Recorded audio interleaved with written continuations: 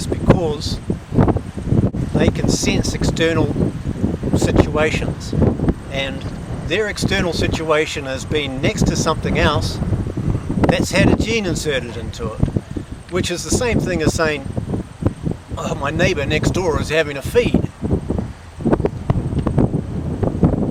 Because of the level of competition that bacteria live in, they've got to compete to survive, and they've been doing it forever. They've been doing it. They were here before we were, and they were competing then.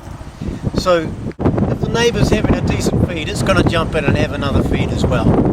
So a GMO in its environment, I think, is likely to say, I've got to have a feed here. This is what everybody's doing. It's time to feed. Let's put that gene in there and get some food on the table. It's logical. It's likely. Nobody's tested it, and the risks are out there. We're eating this food.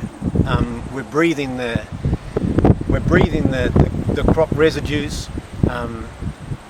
Our farm workers are in amongst GM crops, the 250 odd million acres planted in North America. We've got people with swine flu eating GM food, wandering around GM crops, and we're thinking, maybe they should take the day off work, but we haven't clued into the fact that the activity going on in their body can be producing the next level of this disease, and we're already dealing with 150,000 different chances of this thing getting worse. We need to take some action. I've been arguing this point for 8 years with the New Zealand government.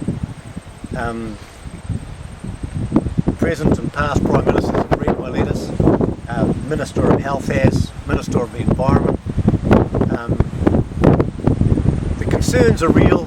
Scientists understand that these possibilities exist. But getting the testing done is going to confirm it one way or another. Now, when we do the testing, there's going to be people screaming by now saying, like, Jesus, we can't get rid of 200 million acres of crops and survive. To me,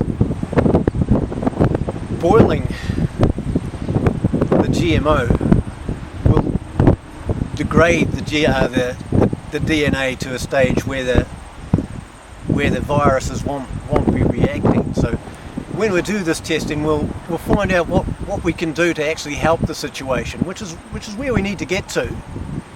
So if we boil the GMO that we're putting into the experiment and then test it to see if it has the same effect, I think we'll find it won't have. So the food security issue is not a reason for us not to do this testing.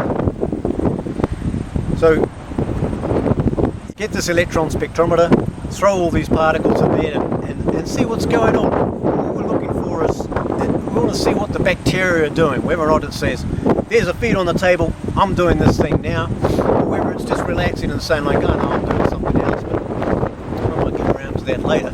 We can just measure the increase in the attempts at this gene insertion, and we can know what's going on. We'll learn more out of like doing these tests, and like GM technology learns in a year. We'll learn more than that in a week. They're concerned and scared about finding out what the truth is. We have alternatives. There isn't a problem. Now, and the reason why I'm saying that there's no problem, I'm talking about food security. Now, we can grow anything we like indoors. We can turn energy plus minerals into food. All we need is a few seeds. So this whole drama and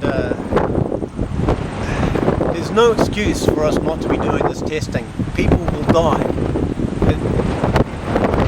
It's 150,000 different cases of this disease. It's going to get worse.